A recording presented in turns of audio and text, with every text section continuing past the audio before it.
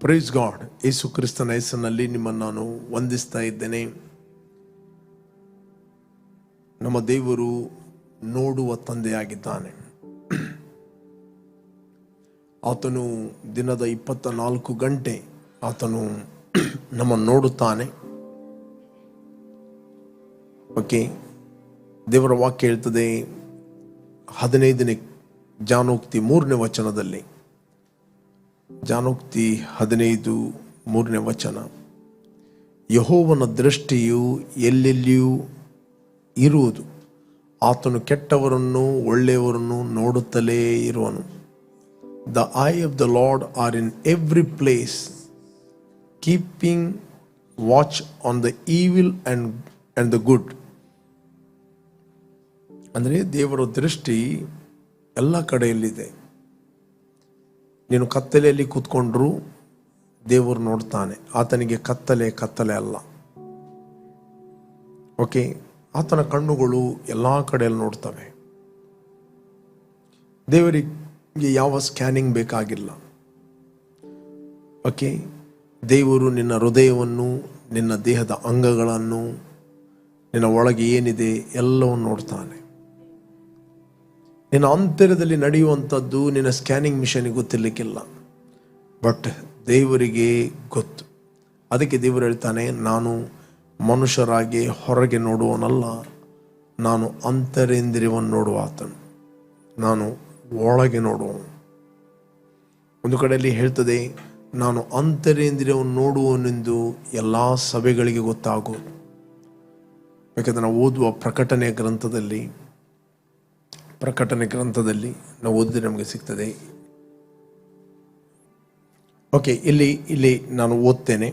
Revolution 2:23, revolution ಪ್ರಕಟಣೆ 2:23, ಅವಳ ಮಕ್ಕಳನ್ನು ಕೊಲ್ಲುವೆನು, ಆಗ ನಾನು ಮನುಷ್ಯರ ಅಂತರೇಂದ್ರಿಯವನ್ನು ಹೃದಯವನ್ನು ಪರೀಕ್ಷಿಸುವನಾಗಿದ್ದೇನೆಂಬುದು ಎಲ್ಲ ಸಭೆಗಳಿಗೆ ಗೊತ್ತಾಗುವುದು. ನಿಮ್ಮಲ್ಲಿ ಪ್ರತಿಯೊಬ್ಬನಿಗೆ ಅವನವನ ಕೃತ್ಯಗಳಿಗೆ ತಕ್ಕ ಹಾಗೆ ಪ್ರತಿಫಲ ಕೊಡುವೆನು. I will kill Har children with the death, and all the churches shall know that I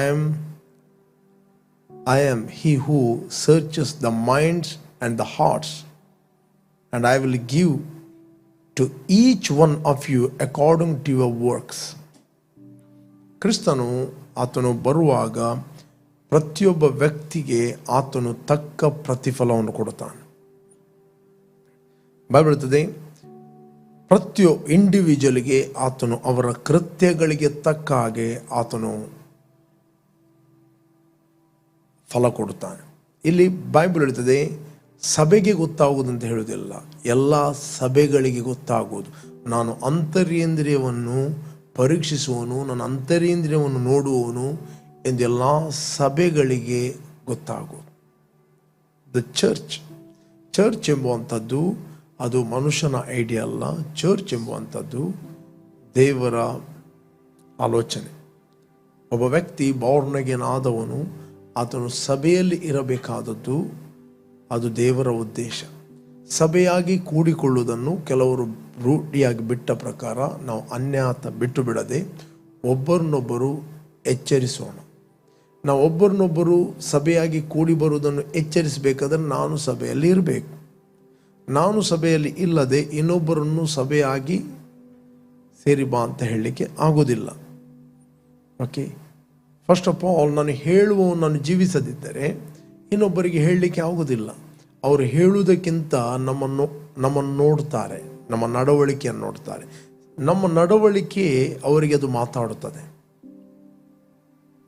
praise god, ನಮ್ಮ ನಡವಳಿಕೆ ಮಾತಾಡುತ್ತದೆ, ನಮ್ಮ ಆ್ಯಕ್ಷನ್ ಮಾತಾಡುತ್ತದೆ. ಅದರಿಂದ ಇಲ್ಲಿ ಬೈಬಲ್ ಹೇಳುತ್ತದೆ, ಅಂತರೇಂದ್ರಿಯವನ್ನು ಹೃದಯವನ್ನು ಪರೀಕ್ಷಿಸುವನಾಗಿದ್ದೇನೆಂಬುದು ಎಲ್ಲ ಸಭೆಗಳಿಗೆ ಗೊತ್ತಾಗುವುದು. ನಿಮ್ಮಲ್ಲಿ ಪ್ರತಿಯೊಬ್ಬನಿಗೆ ಅವನವನ ಕೃತ್ಯಗಳಿಗೆ ತಕ್ಕ ಹಾಗೆ ಪ್ರತಿಫಲವನ್ನು ಕೊಡುವೆನು. I will give reward according to your works. Okay, ಇವತ್ತು ನಾವು ರಕ್ಷಣೆ ಹೊಂದಿದ್ದು ನಾವು ಮಾಡಿದ ಕ್ರಿಯೆಗಳಿಂದಲ್ಲ. ನಾವು ರಕ್ಷಣೆ ಹೊಂದಿದ್ದು ಒಳ್ಳೆಯ ಹಿನ್ನೆಲೆಯಿಂದ ಹುಟ್ಟಿದವರಿಂದಲ್ಲ. ಇದರಿಂದಲ್ಲ, ನಾವು ರಕ್ಷಣೆ ಹೊಂದಿದ್ದು ನಾವು ಕ್ರೈಸ್ತ ಕುಟುಂಬ ಅಥವಾ ಕ್ರೈಸ್ತ ತಂದೆ ತಾಯಿಗಳಿಗೆ ಅಥವಾ ಭಕ್ತ ಕುಟುಂಬಕ್ಕೆ ಅಥವಾ ಒಳ್ಳೆ ಸೇವೆ ಇರುವ ಕುಟುಂಬದಲ್ಲಿ ಹುಟ್ಟಿದ್ದರಿಂದ ನಾನು ರಕ್ಷಣೆ ಹೊಂದಿದಲ್ಲ. ನಾನು ರಕ್ಷಣೆ ಹೊಂದಿದ್ದು ನಮ್ಮ ಕರ್ತನಾದ ಯೇಸು ಕ್ರಿಸ್ತನು ಕಲ್ವರಿ ಕ್ರೂಜೆಯಲ್ಲಿ ಮಾಡಿ ಮುಗಿಸಿದ ಕೆಲಸ. ಏನು ಮಾಡಿದ್ದಾನೆ? ನನ್ನ ಪಾಪಗಳನ್ನು, ನನ್ನ ಶಾಪಗಳನ್ನು ಆತನು ಹೊತ್ತುಕೊಂಡು ಹೋಗಿದ್ದಾನೆ, ಹೂಣಲ್ಪಟ್ಟಿದ್ದಾನೆ, 3ನೇ ದಿನ ಪುನರುತ್ತನಾಗಿದ್ದಾನೆ. ಆತನು ನನಗೋಸ್ಕರ ಸತ್ತನು, ನನಗೋಸ್ಕರ ಪ್ರಾಣವನ್ನು ಕೊಟ್ಟನು. ನನ್ನಿಂದ ಏನು ಮಾಡಲಿಕ್ಕೆ ಆಗಲಿಲ್ಲ, ಅದನ್ನು ಆತನು ಮಾಡಿದನು. ಆತನು ಮಾಡಿದನು, ನಾನು ಒಪ್ಪಿದಾಗ ಆತನು ಮಾಡಿದ ಎಲ್ಲವನ್ನು ನಾನು ಮಾಡಿದ್ದೇನಂತ ಹೇಳಿ ನನ್ನ ಅಕೌಂಟಿಗೆ ಹಾಕಿದ. ಹೇಗೆ ಮೊದಲನೇ ಆದಾಮನು ನಾವು ಮಾಡದ್ದನ್ನು ಅವನು ಮಾಡಿದ್ದು ನಮ್ಮ ಅಕೌಂಟಿಗೆ ಬಂತ, ಅದೇ ರೀತಿ 2ನೇ ಆದಾಮನು ಎಲ್ಲವನ್ನು ಮೊದಲನೇ ಆದಾಮನದ್ದು ತೆಗೆದು ಕಡೆ ಆದಾಮನಾದ ಯೇಸು ಕ್ರಿಸ್ತನು ಆತನು ಮಾಡಿದ್ದನ್ನು ನಮ್ಮ ಅಕೌಂಟಿಗೆ ಹಾಕಿದ. ಕ್ರಿಸ್ತನನ್ನು ನಾವು ಕೇವಲ ಅಂಗೀಕಾರ ಮಾಡಿದಾಗ ನಾವು ದೇವರ ಮಕ್ಕಳಾದೆವು. ನಾವು ಕ್ರಿಸ್ತನಲ್ಲಿ ಶಿಲುಬೆಗೆ ಹೋಗಿದ್ದೇವೆ, ಬಾಧೆ ಅನುಭವಿಸಿದ್ದೇವೆ, ಹೂಣಲ್ಪಟ್ಟಿದ್ದೇವೆ, ನಾವು ಸತ್ತವರೊಳಗಿಂದ ಆತನೊಂದಿಗೆ ಎದ್ದು ಬಂದಿದ್ದೇವೆ. ಒನ್ ಬಿಲೀಫ್ ಆತನು ಮಾಡಿದ ಬೈಬಲ್ ಹೇಳ್ತದೆ, ದೇವರು ಆತನು ಸತ್ತವರ ಒಳಗಿಂದ ಎಬ್ಬಿಸ್ತಾನೆಂದು ನಿನ್ನ ಹೃದಯದಿಂದ ನಂಬಿದರೆ, ನಿನಗೆ ನೀತಿಯು ಬಾಯಿಂದ ಅರಿಕೆ ಮಾಡಿದರೆ ನಿನಗೆ ರಕ್ಷಣೆ. ಇವತ್ತು ಆ ರಕ್ಷಣೆಯಲ್ಲಿ ದೇವರು ಎಲ್ಲವೂ ನಮ್ಮ ಅಕೌಂಟಿಗೆ ಹಾಕಿದ್ದಾನೆ. ಈಗ ದೇವರು ನಮ್ಮನ್ನು ನೋಡ್ತಾನೆ ಆಂತರ್ಯದಲ್ಲಿ. ಒಳಗೆ ನೋಡುವಾಗ ನಾವು ದೇವರ ಮಕ್ಕಳೆಂದು ನೋಡುತ್ತಾನೆ. ಹೊರಗಿನಿಂದ ನಿಮ್ಮನ್ನು ಜನರು ಹೇಗೆ ನೋಡ್ತಾರೋ, ಯಾವ ರೀತಿ ನೋಡ್ತಾರೋ ಗೊತ್ತಿಲ್ಲ. ಬಟ್ ದೇವರು ನೋಡುವಾಗ ನಿಮ್ಮನ್ನು ಆತನ ಮಕ್ಕಳೆಂದು ನೋಡುತ್ತಾನೆ, ಆತನ ಪ್ರಿಯರೆಂದು ನೋಡುತ್ತಾನೆ. ನಿನ್ನನ್ನು ಆತನು ಬ್ರ್ಯಾಂಡ್ ನ್ಯೂ ವ್ಯಕ್ತಿಯಾಗಿ ನೋಡುತ್ತಾನೆ. ನಿನ್ನನ್ನು ಆತನು ಪಾಪಿಯಾಗಿ ನೋಡುವುದಿಲ್ಲ. ಆತನು ನಿನ್ನನ್ನು ಕ್ರಿಸ್ತನಲ್ಲಿ ನೋಡುತ್ತಾನೆ. ಆತನು ನಿನ್ನನ್ನು ಮಗನಲ್ಲಿ ನೋಡುತ್ತಾನೆ. ಆತನು ನಿನ್ನನ್ನು ತೆಗೆದು ಆತನ ಮಗನಲ್ಲಿ ಇಟ್ಟಿದ್ದಾನೆ. ಅದಕ್ಕೋಸ್ಕರ ಆತನು ನಿನ್ನ ಹೃದಯವನ್ನು ನೋಡುತ್ತಾನೆ. ನಿನ್ನ ಹೃದಯದಲ್ಲಿ ಆತನು ಅಂಗೀಕಾರ ಮಾಡಿದ್ದೀಯೋ, ನೀನು ಮಗನಾಗಿದ್ದೀಯೆಂದು ದೇವರು ನೋಡ್ತಾನೆ. ಮೇ ಬಿ ನಿನ್ನ ಫ್ರೆಂಡ್ಸ್ಗಳು ನಿನ್ನ ಡಿಫ್ರೆಂಟ್ ಆಗಿ ನೋಡ್ಬೋದು, ನಿನ್ನ ಕುಟುಂಬದವರು ಡಿಫ್ರೆಂಟ್ ಆಗಿ ನೋಡ್ಬೋದು, ಜನರು ಡಿಫ್ರೆಂಟ್ ಆಗಿ ನೋಡ್ಬೋದು, ಮತಾವಲಂಬಿಗಳು ನಿನ್ನನ್ನು ಡಿಫ್ರೆಂಟ್ ಆಗಿ ನೋಡ್ಬೋದು, ರಿಲೀಜಿಯಸ್ ವ್ಯಕ್ತಿಗಳು ನಿನ್ನ ಡಿಫ್ರೆಂಟ್ ಆಗಿ ನೋಡ್ಬೋದು. ಬಟ್ ದೇವರು ನಿನ್ನ ನೋಡುವಾಗ ನಿನ್ನನ್ನು ತನ್ನ ಮಗನೆಂದು ನೋಡುತ್ತಾನೆ. ಕ್ರಿಸ್ತನಲ್ಲಿ ನಿನ್ನನ್ನು ತನ್ನ ಪುತ್ರರೆಂದು ನೋಡುತ್ತಾನೆ. ಓಕೆ, ಆತನು ಒಳ್ಳೆಯವರನ್ನು ಕೆಟ್ಟವರನ್ನು ನೋಡ್ತಾ ಇದ್ದಾನೆ. ಇವತ್ತು ನಾವು ಒಳ್ಳೆಯವರಾದದ್ದು because of his finished work. ನಾವು ಮಾಡಿದ ಪುಣ್ಯ ಕ್ರಿಯೆಗಳು ಬೈಬಲ್ ಹೇಳ್ತದೆ ಹೊಲಸು ಬಟ್ಟೆಗೆ ಸಮ ಅಂತ. ಬಟ್ ಆತನು ಮಾಡಿದ್ದನ್ನು ಒಪ್ಪಿದಾಗ ದೇವರು ನಮ್ಮನ್ನು ಪರಿಶುದ್ಧರನ್ನಾಗಿ ಮಾಡಿದ್ದಾನೆ. ಓಕೆ, ಆತ ನಮ್ಮನ್ನು ಪರಿಶುದ್ಧರನ್ನಾಗಿ ಮಾಡಿದ್ದಾನೆ. ಇವತ್ತು ನಾವು ಪರಿಶುದ್ಧರಾಗಿದೆ. 2 ತಿಮೋತಿ 1 ಚಾಪ್ಟರ್ 10 ವರ್ಸಲ್ಲಿ ಓದಿದೆ ನಮಗೆ ಸಿಗ್ತದೆ. 2 ತಿಮೋತಿ 1 ಚಾಪ್ಟರ್ 10 ವರ್ಸ್.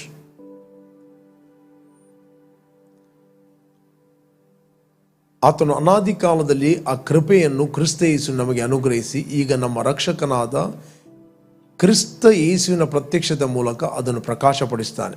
ಈತನು ಮರಣವನ್ನು ನಿವೃತ್ತಿ ಮಾಡಿ ಸುವಾರ್ತೆಯ ಮೂಲಕ ಜೀವವನ್ನು, ನಿರ್ಲಯತ್ವವನ್ನು ಪ್ರಕಾಶಗೊಳಿಸ್ತಾನೆ.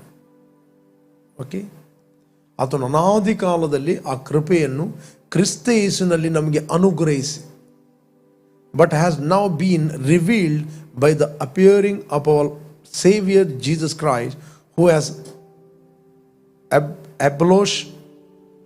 abolished death and brought life and immortality to light through the gospel. Okay, 11ನೇ ವಚನ. ಈ ಸ್ವಾರ್ಥ ಅಭಿವೃದ್ಧಿಗೋಸ್ಕರ ನಾನು ಸಾರುವನಾಗಿಯೂ ಅಪೊಸ್ತಲನಾಗಿಯೂ ಉಪದೇಶಕನಾಗಿಯೂ ನೇಮಿಸಲ್ಪಟ್ಟೆನು. ಓಕೆ, 12ನೇ ವಚನ.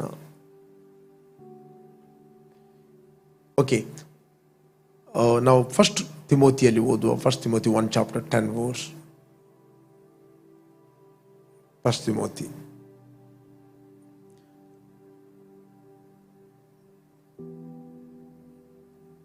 ಓಕೆ 12ನೇ ವಚನ, 11-12. ಓಕೆ, ಈ ಬೋಧೆ ಭಾಗ್ಯವಂತನಾದ ದೇವರ ಮಹಿಮೆಯನ್ನು ಪ್ರದರ್ಶಿಸುವ ಸುವಾರ್ತೆಗೆ ಅನುಸಾರವಾಗಿದೆ. 12ನೇ ವಚನ. ಈ ಸುವಾರ್ತೆಯ ಸೇವೆಯು ನನಗೆ ಕೊಡಲ್ಪಟ್ಟಿತ್ತು. ನನಗೆ ಬಲವನ್ನು ದಯಪಾಲಿಸಿದವು ನಮ್ಮ ಕರ್ತನಾದ ಯೇಸು ಕ್ರಿಸ್ತನೇ. ಮೊದಲು ದೂಷಕನು, ಹಿಂಸಕನು, ಬಲಾತ್ಕಾರಿಯೂ ಆಗಿದ್ದ ನನ್ನನ್ನು ಆತ ನಂಬಿಗಸ್ತನೆಂದು ಎಣಿಸಿ ತನ್ನ ಸೇವೆಗೆ ನೇಮಿಸಿಕೊಂಡದಕ್ಕಾಗಿ ನಾನು ಆತನಿಗೆ ಸ್ತೋತ್ರ ಸಲ್ಲಿಸ್ತೇನೆ. ನಾನು ಅವಿಶ್ವಾಸಿಯಾಗಿ ತಿಳಿಯದೇ ಆಗಿ ಮಾಡಿದ್ದರಿಂದ ನನ್ನ ಮೇಲೆ ಕರುಣೆ ಉಂಟಾಯಿತು. ಇಲ್ಲಿ ಬೈಬಲ್ ಹೇಳ್ತದೆ, ಕೃಪೆಯಿಂದಲೇ ನಾವು ಪರಿಶುದ್ಧರಾಗುವುದಕ್ಕೆ ಕರೆಯಲ್ಪಟ್ಟವರು. ಮುಂದೆ ಅಲ್ಲಿದೆ, ಕೃಪೆಯಿಂದಲೇ ನಾವು ಪರಿಶುದ್ಧರಾಗಲಿ. ಓಕೆ, ನಮ್ಮ ಕರ್ತನಾದ ನಮ್ಮ ಕರ್ತನ ಕೃಪೆ ಅತ್ಯಧಿಕವಾದುದು ಕ್ರಿಸ್ತ ಯೇಸುವಿನಲ್ಲಿರುವ ನಂಬಿಕೆಯನ್ನು, ಪ್ರೀತಿಯನ್ನು ನನ್ನಲ್ಲಿ ಉಂಟು ಮಾಡಿತ್ತು. ಓಕೆ, ಎಫೆಸಿಯನ್ 2:8 ವರ್ಸ್ ಓದುವ. ಎಫೆಸಿಯನ್, ನಂಬಿಕೆಯ ಮೂಲಕ ಕೃಪೆಯಿಂದಲೇ ರಕ್ಷಣೆ ಹೊಂದಿದವರಾಗಿದ್ದೀರಿ. ಆ ರಕ್ಷಣೆಯು ನಿಮ್ಮಿಂದ ಉಂಟಾದ್ದಲ್ಲ, ಅದು ದೇವರ ವರವೇ. For by grace you have been saved through faith, and that not of yourself, it is the gift of God. Next 9ನೇ ವಚನ ಹೇಳ್ತದೆ, ಅದು ಪುಣ್ಯ ಕ್ರಿಯೆಗಳಿಂದ ಉಂಟಾದ್ದಲ್ಲ, ಆದ್ದರಿಂದ ಹೊಗಳಿಕೊಳ್ಳುವುದಕ್ಕೆ ಯಾರಿಗೂ ಆಸ್ಪದ ಇಲ್ಲ. ಓಕೆ, ಬೈಬಲ್ ಹೇಳ್ತದೆ, ನಾವು ರಕ್ಷಣೆ ಹೊಂದಿದ್ದು ಪುಣ್ಯ ಕ್ರಿಯೆಗಳಿಂದ ಅಲ್ಲ, ಒಳ್ಳೆಯ ಕೆಲಸಗಳಿಂದ ಅಲ್ಲ, not of works. Okay, not of works. ಅದು ಪುಣ್ಯ ಕ್ರಿಯೆಗಳಿಂದಲ್ಲ, ಪುಣ್ಯ ಕ್ರಿಯೆಗಳಿಂದ ಉಂಟಾದ್ದಲ್ಲ, ಯಾವ ಬ್ಯಾಕ್ಗ್ರೌಂಡಿಂದ, ನಿನ್ನ ಭಕ್ತ ಕುಟುಂಬದಿಂದ ಆ ರಕ್ಷಣೆ ಉಂಟಾದ್ದಲ್ಲ. ಆದ್ದರಿಂದ ಹೊಗಳಿಕೊಳ್ಳುವುದಕ್ಕೆ ಯಾರಿಗೂ ಆಸ್ಪದ ಇಲ್ಲ. ನನ್ನ ಹಿನ್ನೆಲೆ ಅಷ್ಟು ಒಳ್ಳೆಯದಿತ್ತು, ಅದಕ್ಕೋಸ್ಕರ ರಕ್ಷಣೆ ಹೊಂದೇನು. ನಮ್ಮ ಕುಟುಂಬದವರು ತುಂಬ ದಾನ ಧರ್ಮ ಮಾಡಿದರು, ನಮ್ಮ ಕುಟುಂಬದವರು ತುಂಬ ಸೇವೆ ಮಾಡಿದರು, ಅಪ್ಪ ತುಂಬ ಸೇವೆ ಮಾಡಿದ್ದಾನೆ, ತುಂಬ ಸಭೆಗಳನ್ನು ಕಟ್ಟಿದ್ದಾನೆ. ನೋ, ಅದರಿಂದ ನಮಗೆ ರಕ್ಷಣೆ ಆದದ್ದಲ್ಲ. ನಮಗೆ ರಕ್ಷಣೆ ಆದದ್ದು ನಮ್ಮ ಕರ್ತನಾದ ಯೇಸು ಕ್ರಿಸ್ತನ ಕೃಪೆಯಿಂದ. ಓಕೆ, ನೆಕ್ಸ್ಟ್ 10ನೇ ವಚನ ಹೇಳ್ತದೆ, ರಕ್ಷಣೆ ಹೊಂದಿದ ನಂತರ ನಿನ್ನ ಒಂದೊಂದು ಒಳ್ಳೆಯ ಕ್ರಿಯೆ ಅದು ಕೌಂಟ್ ಆಗ್ತದೆ. ನಾವು ಆತನ ನಿರ್ಮಾಣ. ಬೈಬಲ್ ಹೇಳ್ತದೆ, for we are is workmanship created in Christ Jesus for good works. Okay, for good work. ನಾವು ಆತನ ನಿರ್ಮಾಣ, ಸತ್ಕಾರ್ಯಗಳನ್ನು ಅಂದರೆ ಒಳ್ಳೆಯ ಕೆಲಸಗಳನ್ನು ಮಾಡುವುದಕ್ಕಾಗಿ ಕ್ರಿಸ್ತ ಯೇಸುವಿನಲ್ಲಿ ಸೃಷ್ಟಿಸಲ್ಪಟ್ಟೆವು. ನಾವು ಸತ್ಕಾರ್ಯಗಳನ್ನು ನಡೆಸುವವರಾಗಿ ಬದುಕಬೇಕೆಂದು ದೇವರು ನಮ್ಮನ್ನು ಮೊದಲೇ ನೇಮಿಸ್ತಾನೆ. ಈಗ ಕ್ರಿಸ್ತನಲ್ಲಿ ಇದ್ದುಕೊಂಡು ಏನೆಲ್ಲ ಒಳ್ಳೆಯ ಕೆಲಸ ನೀನು ಮಾಡುತ್ತಿ, ನಿನಗೆ ರಿವಾರ್ಡ್ ಇದೆ. ಅದರಲ್ಲಿ ಒಂದು ಒಳ್ಳೆಯ ಕೆಲಸ, ಎರಡನೇದ್ದು ಅವನವನ ಕೃತ್ಯಗಳಿಗೆ ತಕ್ಕಾಗಿ ಪ್ರತಿಫಲ. ದಟ್ ಮೀನ್ಸ್ ದೇವರು ನಿನ್ನನ್ನು ಯಾವುದಕ್ಕೆ ಕರೆದಿದ್ದಾನೋ ಅದನ್ನೇ ಮಾಡಿದಾಗ ನಿನಗೆ ಪ್ರತಿಫಲ ಇದೆ. Praise God. ಎಲ್ಲ ಒಳ್ಳೆಯ ಕ್ರಿಯೆಗಳಿಗೆ ಪ್ರತಿಫಲ ಇಲ್ಲ. ಎಲ್ಲ ಒಳ್ಳೆಯ ಸಂಗತಿಗಳು ಅದು ಉತ್ತಮವಾಗಿರುವುದಿಲ್ಲ. ರೈಟ್. ಫಾರ್ ಎಕ್ಸಾಂಪಲ್, ನಾನು ಓದ್ತೇನೆ 1 ಕೊರಿಂಥ 3ನೇ ಅಧ್ಯಾಯ 10ನೇ ವಚನ, 10ನೇ ವಚನ. 1 ಕೊರಿಂಥ, ದೇವರು ನನಗೆ ಕೃಪೆಯಿಂದ ಒಪ್ಪಿಸಿದ ಕೆಲಸವನ್ನು ನಡೆಸಿ ನಾನು ಪ್ರವೀಣ ಶಿಲ್ಪಿಯಂತೆ ಅಸ್ತಿವಾರ ಹಾಕಿದೆನು. ಮತ್ತೊಬ್ಬನು ಅದರ ಮೇಲೆ ಕಟ್ಟುತ್ತಾನೆ, ಪ್ರತಿಯೊಬ್ಬನು ತಾನು ಅದರ ಮೇಲೆ ಎಂಥದನ್ನು ಕಟ್ಟುತ್ತಾನೋ ಎಚ್ಚರಿಕೆಯಾಗಿರಬೇಕು. ಓಕೆ,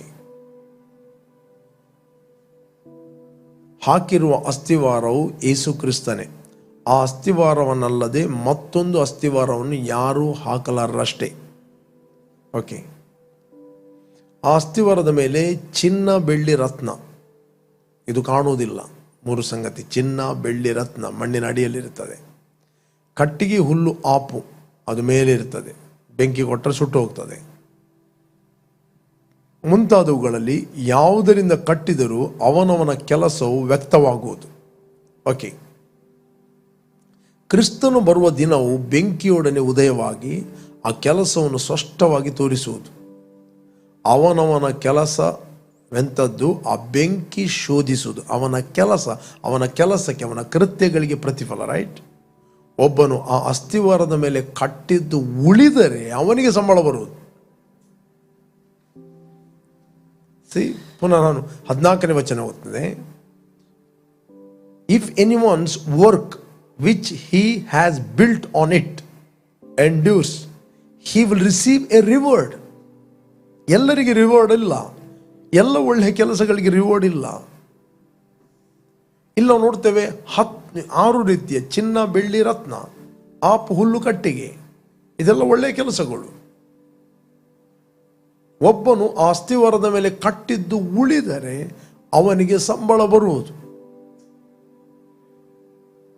ಓಕೆ, ಸಂಬಳ ಬರುವುದು. 15ನೇ ವಚನ. ಒಬ್ಬನು ಕಟ್ಟಿದ್ದು ಸುಟ್ಟು ಹೋದರೆ ಅವನಿಗೆ ಸಂಬಳವು ನಷ್ಟವಾಗುವುದು. No eternal reward. ತಾನಾದರೂ ರಕ್ಷಣೆ ಹೊಂದುವ, ನರಕಕ್ಕೆ ಹೋಗ್ತಾನೆ ಅಂತ ಹೇಳಲಿಲ್ಲ. ನಾವು ರಕ್ಷಣೆ ಹೊಂದಿದ್ದು ನಮ್ಮ ಕರ್ತನಾದ ಯೇಸು ಕ್ರಿಸ್ತನ ಕೃಪೆಯಿಂದ. ನಾವು ರಕ್ಷಣೆ ಹೊಂದಿದ್ದು ಯೇಸು ಕ್ರಿಸ್ತನು ನಮಗೋಸ್ಕರ ಸತ್ತು ಹೂಣಲ್ಪಟ್ಟು 3ನೇ ದಿನ ಪುನರುತ್ಥಾನದ್ದರಿಂದ ನಾವು ಆತನ ಮಕ್ಕಳಾಗಿದ್ದೇವೆ. ಈಗ ಮಕ್ಕಳಾದ ಕಾರಣ ನಾವು ಆತನ ನಿರ್ಮಾಣ. We are workmanship of god, created in Christ for good work, not bad work, good work. Okay, ಒಬ್ಬನು ಕಟ್ಟಿದ್ದು ಸುಟ್ಟು ಹೋದರೆ ಅವನಿಗೆ ಸಂಬಳವು ನಷ್ಟವಾಗುವುದು. ತಾನಾದರೂ ರಕ್ಷಣೆ ಹೊಂದುವನು, ಆದರೆ ಬೆಂಕಿ ಒಳಗಿಂದ ತಪ್ಪಿಸಿಕೊಂಡವನಾಗಿರು. ದಟ್ ಮೀನ್ಸ್ ಇಟರ್ನಲ್ ಬೆಂಕಿಯಿಂದ ಕೇವಲ ತಪ್ಪಿಸಲ್ಪಟ್ಟ ಅಷ್ಟೇ. ನರಕಕ್ಕೆ ಹೋಗುವ ವ್ಯಕ್ತಿಯೊಂದು ಬಚವಾದ ಅಷ್ಟೇ.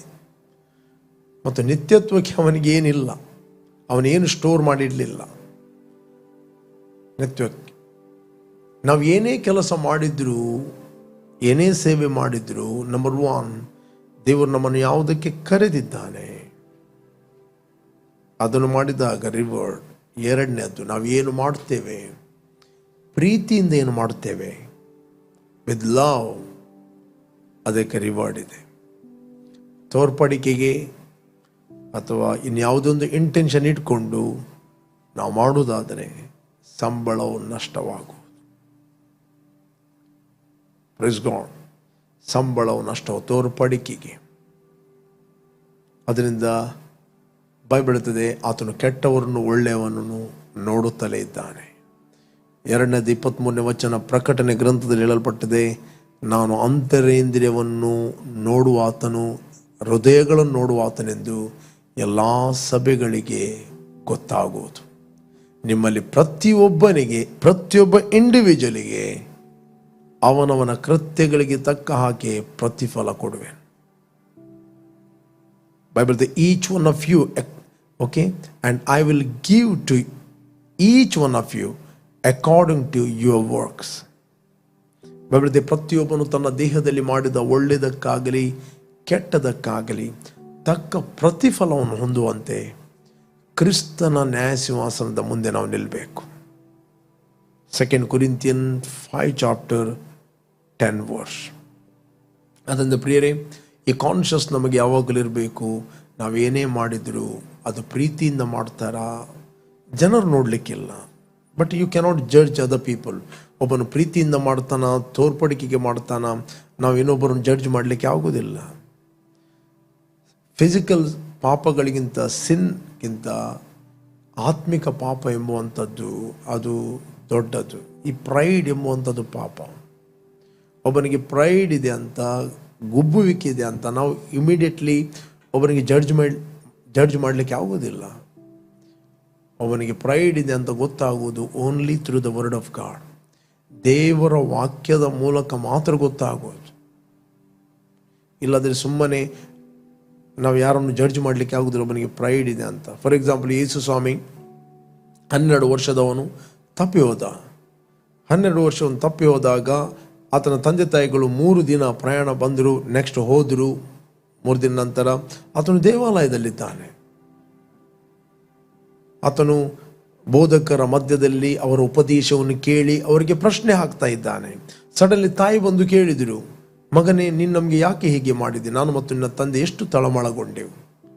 ಆಗ ಅವನು ಕೇಳ್ತಾನೆ, ನೀವು ನನ್ನನ್ನು ಹುಡುಕಿದ್ದೇನು? ನಾನು ನನ್ನ ತಂದೆಯ ಮನೆಯಲ್ಲಿ ಇರಬೇಕಂದ್ರೆ ನಿಮ್ಗೆ ಗೊತ್ತಿಲ್ವಾ? 12 ವರ್ಷದ ಹುಡುಗ ನ್ಯಾಚುರಲ್ ನೋಡುವಾಗ ಆತನು ಪ್ರೈಡ್ಫುಲಿ ಮಾತಾಡ್ತಾ ಇದ್ದಾನೆ. ನಿಮ್ಮ ಮಕ್ಕಳು 12 ವರ್ಷದವರು ಸಭೆಯಲ್ಲಿ ಬಂದಿದ್ದಾರೆ, ಸಭೆಯಲ್ಲಿ ಬಂದುಕೊಂಡು ಒಳ್ಳೆ ವಾಕ್ಯ ಕೇಳ್ತಾ ಇದ್ದಾರೆ, ನೀವು ನನ್ನ ಹತ್ರ ಹೇಳಿ ಯಾಕೆ ಬಂದದ್ದು ಇಲ್ಲಿ ಅಂತ ಸಂಡೇ ಕೇಳಿದರೆ ಅವನು ನಾವು ಇಲ್ಲಿ ಸಂಡೇ ಇರಬೇಕಂದ್ರೆ ನಿಮ್ಗೆ ಗೊತ್ತಿಲ್ವ ಅಂತ ಹೇಳಿದ್ರೆ ನೀವು ಹೇಗೆ ಆನ್ಸರ್ ಕೊಡ್ತೀರಿ? ಭಯಂಕರ ಅಹಂಕಾರ ಮಾತಾಡ್ತಾನೆ, ತಂದೆ ತಾಯಿಗಳಿಗೆ ಹಾನರ್ ಮಾಡ್ಲಿಕ್ಕೆ ಗೊತ್ತಿಲ್ಲ ಅವನಿಗೆ. ಬೈಬಲ್ 12 ವರ್ಷದ ಹುಡುಗ, ನೋಡುವವರ ದೃಷ್ಟಿಗೆ ಅದು ಪ್ರೈಡ್, ಬಟ್ ದೇವರ ದೃಷ್ಟಿಯಲ್ಲಿ ಒಬೀಡಿಯನ್ಸ್. ನೆಕ್ಸ್ಟ್ ಬೈಬಲ್ ಈ ಮಾತಿನ ಅರ್ಥ ಅವರಿಗೆ ಆಗಲಿಲ್ಲ ಅಂತ. ಅರ್ಥವಾಗುವಂಥದ್ದು ಕೇವಲ ವಾಕ್ಯದ ಮೂಲಕ ಮಾತ್ರ. ಒಬ್ಬನು ನಾನೀಗ ಪ್ರೈಡ್ಫುಲ್ ಆಗಿದ್ದೇನೋ ಅಥವಾ ಹಂಬುಲ್ ಆಗಿದ್ದೇನೋ ನನ್ನ ಆ್ಯಕ್ಷನ್ ನೋಡಿ ಇಡ್ಲಿಕ್ಕೆ ಆಗುವುದಿಲ್ಲ. ವಾಕ್ಯದ ಮೂಲಕ ಮಾತ್ರ ನಾವು ಡಿಸರ್ವ್ ಮಾಡಬಹುದು. ಹಂಬಲ್ನೆಸ್, ದೀನತೆ ಅಂತ ಹೇಳಿದ್ರೆ ಮೆಲ್ಲ ನಡೆಯುವಂಥದ್ದು, ಹಳೆಯ ಚಪ್ಪಲ್ಗಳನ್ನು ಮಾಡುವಂಥದ್ದು, ಜನರಿಗೆ ಬೇಕಾದ ರೀತಿ ಮೆಚ್ಚುಗೆಯಾಗಿ ನಡೆಯುವಂಥದ್ದು, ಅದು ಹಂಬಲ್ನೆಸ್ ಅಲ್ಲ, ಅದು ಇಗ್ನೋರೆಂಟ್. ದೀನತೆಗೆ ಮನುಷ್ಯರ ವಿವರಣೆ ಬೇರೆ, ದೇವರ ವಿವರಣೆ ಬೇರೆ. ಮನುಷ್ಯರ ವಿವರಣೆಗಿಂತ ದೇವರ ವಿವರಣೆ ಬಹಳ ಇಂಪಾರ್ಟೆಂಟ್. ಒಬ್ಬ ವ್ಯಕ್ತಿಯನ್ನು ನೀನು ದೀನ ಅಂತ, ಸಾತ್ವಿಕ ಅಂತ ಸರ್ಟಿಫಿಕೇಟ್ ಕೊಡಬೇಕು ದೇವರು, ಮನುಷ್ಯರಲ್ಲ.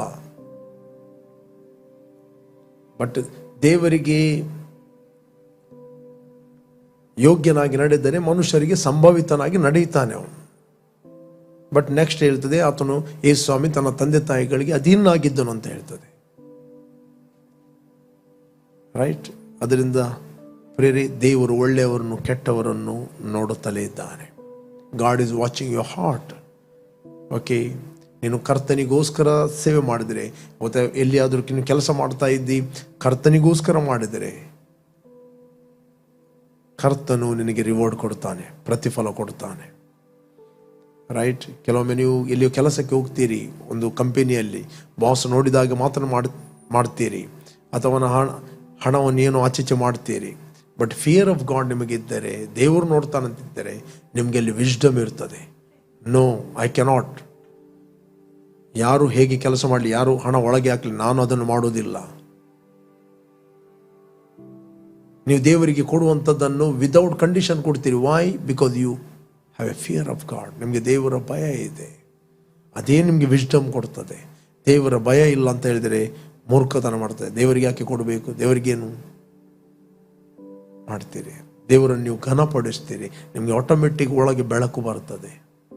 ಇಫ್ ಯು ಲವ್ ಗಾಡ್, ಅದಕ್ಕೆ ಯೇಸು ಹೇಳಿದ, ನೀವು ನನ್ನನ್ನು ಪ್ರೀತಿ ಮಾಡೋದಾದರೆ ನನ್ನ ಎಲ್ಲ ಮಾತುಗಳನ್ನು ಕೈಗೊಂಡು ನಡೆಯುತ್ತೀರಿ. ನಿಮಗೆ ಕಷ್ಟವೇ ಆಗುವುದಿಲ್ಲ, ಭಾರವೇ ಆಗುವುದಿಲ್ಲ.